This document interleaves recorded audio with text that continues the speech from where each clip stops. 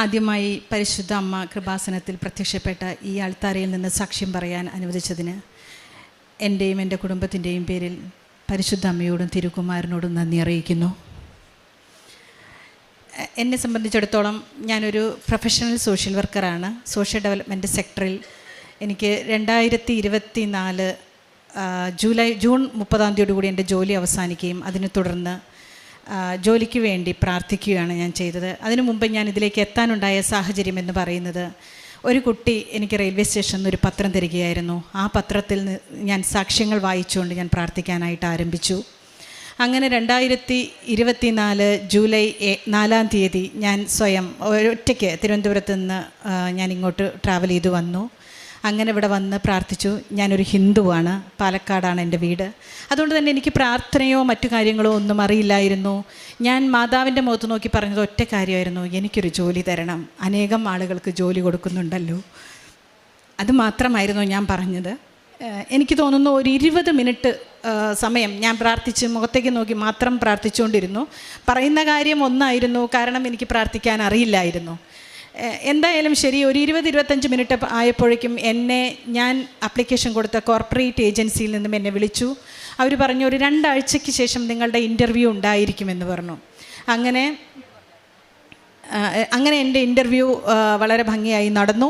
ആ ഇൻ്റർവ്യൂ നടന്ന സമയത്ത് ഞാൻ തീർച്ചയായിട്ടും ഇവിടുന്ന് ഉടമ്പടിയുടെ ഭാഗമായി എനിക്ക് ലഭിച്ച ഉപ്പും അതുപോലെ തേനും അതേപോലെ തന്നെ വെഞ്ചരിച്ച വസ്തുക്കൾ തൈലം എല്ലാം ഉപയോഗിച്ചിരുന്നു. അങ്ങനെയാണ് ഇൻ്റർവ്യൂ അറ്റൻഡ് ചെയ്തത്.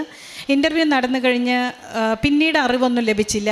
അപ്പോൾ ഞാൻ എല്ലാ ദിവസവും ബഹുമാനപ്പെട്ട നമ്മുടെ ജോസഫ് അച്ഛൻ്റെ ഉടമ്പടി പ്രാർത്ഥന കാണുമായിരുന്നു. ആ പ്രാർത്ഥനയുടെ അടിസ്ഥാനത്തിൽ ഞാൻ കണ്ട ഒരു പ്രധാനപ്പെട്ട കാര്യം എന്ന് പറയുന്നത്, സമയച്ചുരുക്കം കൊണ്ട് മാതാവിൽ നിന്ന് നിങ്ങൾക്ക് കൃപ ലഭിക്കണമെങ്കിൽ നിങ്ങൾ തീർച്ചയായും ഡേറ്റ് ഇട്ട് പ്രാർത്ഥിക്കണമെന്ന് അച്ഛൻ പറയുമായിരുന്നു. അതിൻ്റെ അടിസ്ഥാനത്തിൽ ഞാൻ കൃത്യമായിട്ട് ഡേറ്റ് ഇട്ട് പ്രാർത്ഥിച്ചു. അങ്ങനെ ഒരു ആഗസ്റ്റ് 10 ഉള്ളിൽ എനിക്ക് ഒരു മറുപടി കൃത്യമായി കിട്ടണമെന്ന് ഞാൻ ആഗ്രഹിച്ചു. അതിൻ്റെ അടിസ്ഥാനത്തിൽ പിന്നീടാണ് ഞാൻ അറിഞ്ഞത്, ഈ ഡൽഹി ബേസ്ഡായ ഓർഗനൈസേഷൻസ് സെക്കൻഡ് സാറ്റർഡേകളിലൊന്നും തന്നെ റിപ്ലൈ ഒന്നും കിട്ടില്ല എന്നുള്ളത്. അപ്പം ഞാൻ എൻ്റെ പ്രതീക്ഷ കൈവിട്ടു, കാരണം ഡേറ്റ് ഇങ്ങനെ കഴിഞ്ഞു പോയി. അങ്ങനെ 9 വൈകുന്നേരം 4 മണിക്ക് എന്നെ ആ ഏജൻസിയിൽ നിന്ന്, ആ കോർപ്പറേറ്റ് ഏജൻസിയിൽ നിന്ന് എന്നെ വിളിച്ചു. അവർ പറഞ്ഞു, നിങ്ങൾ സെലക്ട് ചെയ്തിരിക്കുന്നു, നിങ്ങളുടെ ഡോക്യുമെൻറ്റുകളെല്ലാം അപ്ലോഡ് ചെയ്യണം എന്ന് പറഞ്ഞു. എനിക്കത് ഏറ്റവും വളരെ ഞാൻ ഉറച്ചു വിശ്വസിക്കുന്നു, മാതാവിൻ്റെ കൃപ കൊണ്ട് മാത്രമാണ് അത് സംഭവിച്ചതെന്ന് ഞാൻ ഉറച്ചു വിശ്വസിക്കുന്നു. അങ്ങനെ ഞാൻ എൻ്റെ ഡോക്യുമെൻറ്റുകളെല്ലാം അപ്ലോഡ് ചെയ്തു. അതിനുശേഷം ഞാൻ വീണ്ടും പ്രാർത്ഥിച്ചു, മാതാവേ എനിക്കൊരു ഓഫർ ലെറ്റർ കിട്ടണം, എങ്കിൽ മാത്രമേ എനിക്ക് തിരിച്ചു വന്ന് കൃപാസനത്തിൽ വന്ന് സാക്ഷ്യം പറയാനായിട്ട് സാധിക്കുള്ളൂ എന്നുള്ളത്. അങ്ങനെ ആഗസ്റ്റ് 15 ആയിരുന്നു ഞാൻ പ്രത്യേകിച്ച് ഡേറ്റ് ഇട്ട് പ്രാർത്ഥിച്ചത്. പക്ഷേ ആഗസ്റ്റ് 12 തന്നെ എനിക്ക് ഓഫർ ലെറ്റർ കിട്ടി. ഞാൻ വിചാരിച്ചതിലധികം നല്ല ശമ്പളത്തോടു കൂടിയുള്ള ഒരു അപ്പോയിൻമെൻറ്റാണ് എനിക്ക് കിട്ടിയത്. ഇന്ന് ഞാൻ അതിൽ സന്തോഷത്തോടെ ജോലി ചെയ്തുകൊണ്ടിരിക്കുന്നു. അതൊരു ഏറ്റവും വലിയൊരു നന്ദി എനിക്ക് മാതാവിനോടും തിരുക്കുമാരനോടും പറയേണ്ടതായിട്ട് ഇവിടെ ഉണ്ട്. ഞാൻ ടെക്നിക്കൽ എക്സ്പേർട്ട് എന്ന പൊസിഷനിൽ സ്റ്റേറ്റിലാണ് ഞാൻ ആ ജോലി ചെയ്തുകൊണ്ടിരിക്കുന്നത്. ഈ സ്റ്റേറ്റിന് വേണ്ടി, കേരള സ്റ്റേറ്റിന് വേണ്ടിയാണ് ചെയ്തുകൊണ്ടിരിക്കുന്നത്.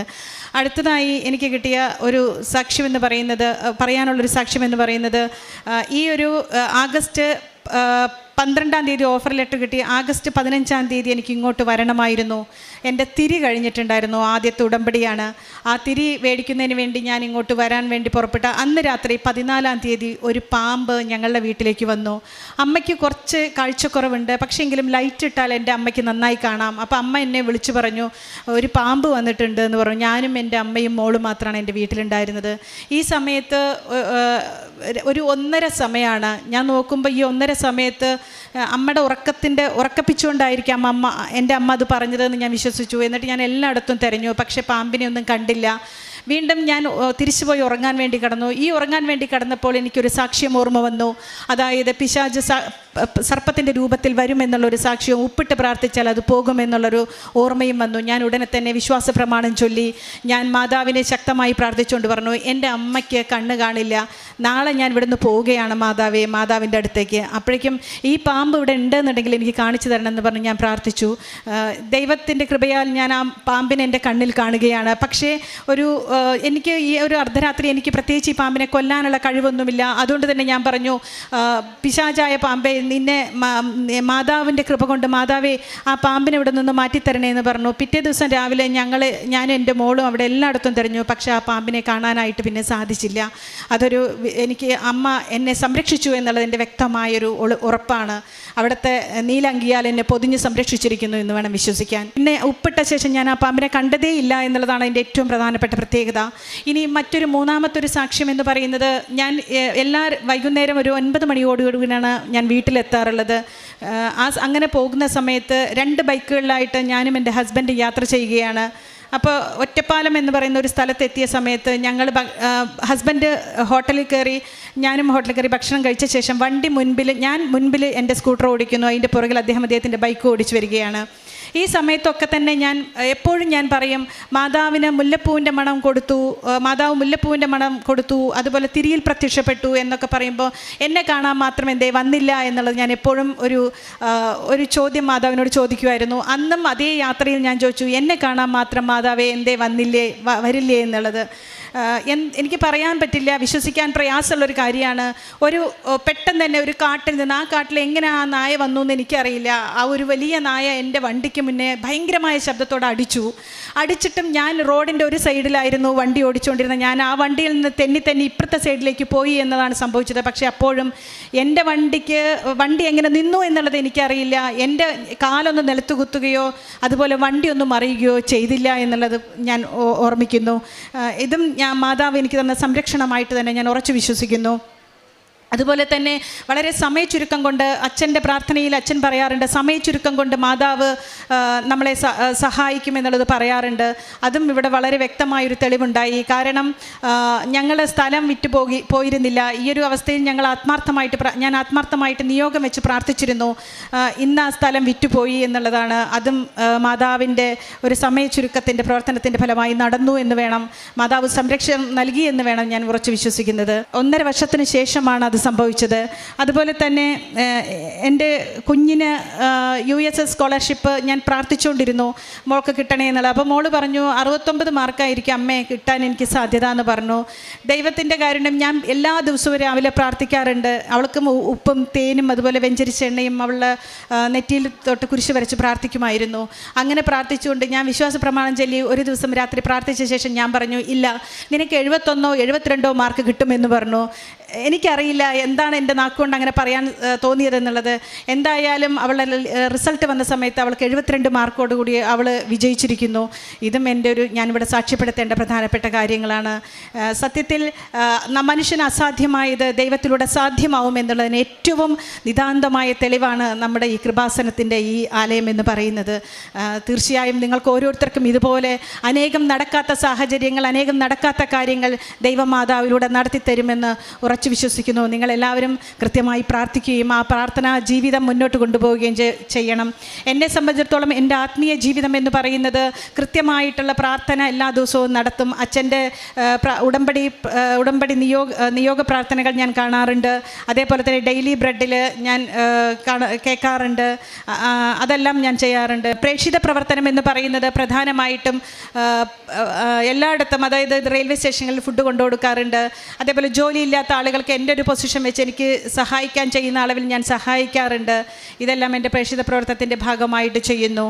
ഇത്രയാണ് എനിക്ക് പറയാനുള്ളത്. തീർച്ചയായും നിങ്ങൾ ഓരോരുത്തരും നിങ്ങളുടെ നിയോഗങ്ങൾ, നിങ്ങളുടെ സങ്കടങ്ങൾ മാതാവിനോട് ആത്മാർത്ഥമായിട്ട് പറയുക.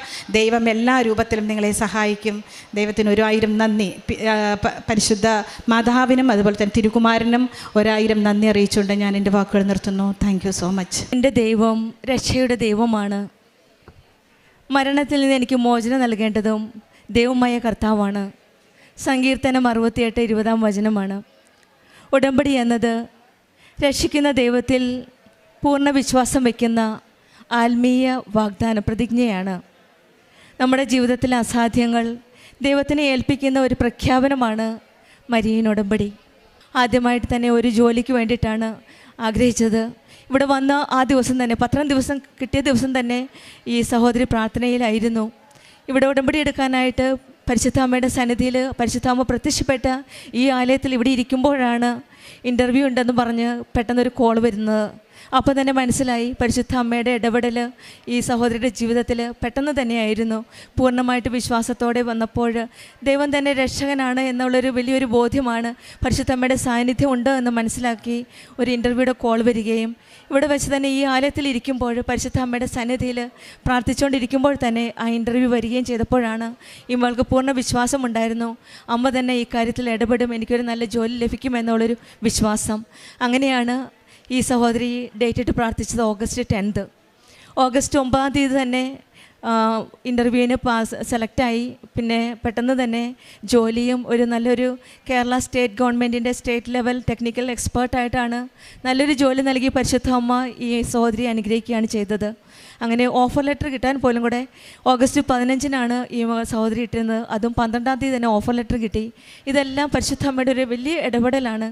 കാരണം നമ്മൾ പൂർണ്ണമായിട്ട് വിശ്വസിക്കുമ്പോൾ, ഡേറ്റ് ഇട്ട് പ്രാർത്ഥിക്കുമ്പോൾ, പരിശുദ്ധ അമ്മ ജീവനോടെ പ്രത്യക്ഷപ്പെട്ടപ്പോൾ സമയഘടികാരം നെഞ്ചിൽ ചാർത്തി ആ സമയത്തിൻ്റെ മേൽ സ്വാധീനമുള്ള അധികാരമുള്ള ഒരമ്മയോടാണ് നമ്മളെല്ലാ കാര്യവും ഡേറ്റ് ഇട്ട് പ്രാർത്ഥിക്കുന്നത് എന്നുള്ള പൂർണ്ണ വിശ്വാസത്തോടെയാണ് ഈ മകൾ പ്രാർത്ഥിച്ചത്. അതിൻ്റെ ഫലമായിട്ട് സമയത്തിൻ്റെ ആ ഡേറ്റിന് തൊട്ട് മുമ്പ് തന്നെ ഓഗസ്റ്റ് 10 ഓഗസ്റ്റ് 9 കിട്ടി. അങ്ങനെ എല്ലാ കാര്യവും ആ ഡേറ്റ് ഇട്ട പ്രകാരം തന്നെയാണ് ഈശോയും അമ്മയും കഴിഞ്ഞു നൽകിയ ഈ അനുഗ്രഹങ്ങൾക്ക് നന്ദി പറഞ്ഞുകൊണ്ട് പ്രത്യക്ഷീകരണത്തിൻ്റെ സാക്ഷിയായിട്ട് അമ്മയുടെ സന്നിധിയിൽ വന്നത്. വീട്ടിലുണ്ടായിരുന്ന ഇഴജന്തുക്കളുടെ കാര്യങ്ങളും അതുപോലെ തന്നെ പാമ്പിൻ്റെ കാര്യവും പിന്നെ ഒരു നായയുടെ കാര്യവും പറഞ്ഞത്. പാമ്പിൻ്റെ അത് കാണുവാനായിട്ട് പരിശുദ്ധ അമ്മ ഉപ്പിട്ട് പ്രാർത്ഥിച്ച് വിശ്വാസപ്രമാണം ചൊല്ലിയതിൻ്റെ ഫലമായിട്ടാണ് ആ പാമ്പ് അവിടുന്ന് വീട്ടിൽ നിന്ന് ഡിസപ്പിയർ ആവുകയും ചെയ്തത്. അതുപോലെ തന്നെയാണ് ഒരു ആക്സിഡൻ്റ് ഉണ്ടായപ്പോൾ ഒരു നായ, നമുക്കറിയാം ബൈക്കിലൊന്ന് തൊട്ടാൽ മതി പെട്ടെന്ന് വീഴുന്നതാണ്. പക്ഷെങ്കിൽ ഒരു നായ വന്ന് ഇടിച്ചിട്ടും ആ ബൈക്ക് അവിടെ പോയി ചേർത്ത് നിർത്തിയെന്നുള്ളതാണ്. അത് അമ്മയുടെ ഒരു വലിയ സാന്നിധ്യമാണ് അവിടെ കാണിക്കുന്നത്. അമ്മയുടെ ഒരു സംരക്ഷണമാണ് ഈ മകളുടെ ജീവിതത്തിൽ. മക്കളുടെ ഈശോയും അമ്മയും കൂടെ ഉള്ളപ്പോൾ ആ മക്കളുടെ ജീവിതത്തിൽ എപ്പോഴും ഒരു വലിയൊരു സംരക്ഷണമാണ് നമുക്ക് കേൾക്കുവാനും കാണുവാനും സാധിക്കുന്നത്. അതും അമ്മയ്ക്ക് ഒരു നന്ദി പറഞ്ഞുകൊണ്ടാണ് ഈ മകൾ ഇവിടെ നിൽക്കുന്നത്. പിന്നെ ഉണ്ടായിരുന്ന ഒരു സ്ഥലത്തിന് 1.5 വർഷത്തോളം സ്ഥലം വിൽക്കുവാനായിട്ട് ശ്രമിച്ചു. പക്ഷെങ്കിൽ നടന്നില്ല. ഉടമ്പടി എടുത്ത് നിയോഗം വെച്ചതിൻ്റെ ഫലമായിട്ട് 1.5 വർഷം സാധിക്കാത്ത കാര്യങ്ങൾ, അസാധ്യമായ കാര്യങ്ങൾ സാധിച്ചു കൊടുക്കുന്ന ദൈവം അതും അവർക്ക് നടത്തി കൊടുത്തു. അതും അവിടെ സമയച്ചുരുക്കത്തിൻ്റെ അമ്മയാണ്. അതും എല്ലാ കാര്യത്തിലും ഇവരുടെ കൂടെ നിന്ന്, ഈ മക്കളുടെ കൂടെ നിന്ന് അമ്മ കൂടെയുണ്ട് എന്നുള്ളൊരു സാന്നിധ്യം മനസ്സിലാക്കുകയും ഡേറ്റ് ഇട്ട് പ്രാർത്ഥിച്ചപ്പോൾ അമ്മയെല്ലാം നടത്തി കൊടുക്കുകയും വിശ്വാസത്തോടെ പൂർണ്ണ വിശ്വാസത്തോടെ പ്രാർത്ഥിച്ചപ്പോൾ അമ്മയുടെ സാന്നിധ്യവും എല്ലാ കാര്യത്തിലും അമ്മയുടെ ഇടപെടൽ കാണുവാൻ സാധിച്ചു എന്നാണ് ഡേറ്റ് ഇട്ട് പ്രാർത്ഥിച്ചതിൻ്റെ ഫലമാണ് ഹൈമവതിയുടെ മിക്ക എല്ലാ സാക്ഷ്യങ്ങളിലും എല്ലാ കാര്യങ്ങളിലും നാം കാണുവാൻ സാധിക്കുന്നത്. നമ്മുടെ ജീവിതത്തിലും ഉടമ്പടി രക്ഷയുടെ ഒരു സന്ദേശമാണ്. രക്ഷ നമുക്ക് ജീവിതത്തിലേക്കുള്ള ഏത് കാര്യത്തിനായാലും ഉടമ്പടി ഒരു വലിയൊരു പദ്ധതിയാണ്. എന്ത് കാര്യത്തിനായാലും പരിശുദ്ധ അമ്മയോട് ചോദിച്ചാൽ അമ്മ ഇടപെട്ട് ആ കാര്യം നടത്തി തരുമെന്നുള്ള ഒരു വലിയ ഒരു വഴിയാണ് ഉടമ്പടി എന്നത്. നമ്മുടെ ജീവിതത്തിലും നമുക്കും പൂർണ്ണ വിശ്വാസത്തോടെ രക്ഷയുടെ ദൈവത്തിലേക്ക് പരിശുദ്ധമ്മയുടെ കരങ്ങൾ പിടിച്ചുകൊണ്ട് നമ്മുടെ ഉടമ്പടി ജീവിതം മുന്നോട്ട് നയിക്കാം. ഹൈമവതിക്കും കുടുംബത്തിനും ലഭിച്ച എല്ലാ അനുഗ്രഹങ്ങൾക്കും നമ്മൾക്ക് കരങ്ങളടിച്ച് ദൈവത്തെ മഹത്വപ്പെടുത്താം. യേശുവേ നന്ദി, യേശുവേ സ്തുതി, ആവേ മരിയ. അത്യപൂർവ ദൈവാനുഭവങ്ങൾ ഇനി നിങ്ങൾക്കും സ്വന്തം. ഈ യൂട്യൂബ് ചാനൽ ഇതുവരെ സബ്സ്ക്രൈബ് ചെയ്തിട്ടില്ലെങ്കിൽ ഇപ്പോൾ തന്നെ സബ്സ്ക്രൈബ് ചെയ്യുക. ഈ വീഡിയോ ഇപ്പോൾ തന്നെ നിങ്ങളുടെ സുഹൃത്തുക്കൾക്ക് ഷെയർ ചെയ്തുകൊണ്ട് കർത്താവിൻ്റെ പ്രേക്ഷിതരാകുക.